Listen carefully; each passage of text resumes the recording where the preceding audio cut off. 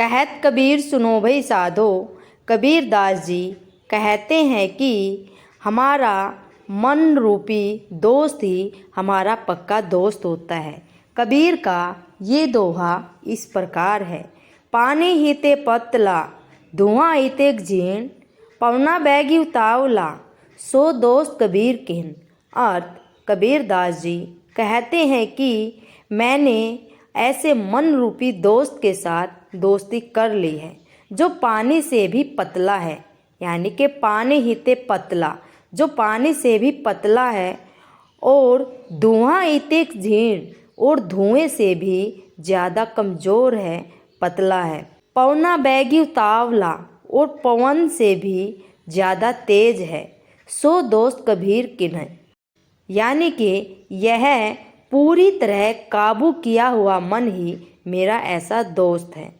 इसी पर संत कबीर जी ने कहा है कि पानी हीते पतला धुआं हीते छीण, पवना बैगी उतावला सो दोस्त कबीर किन।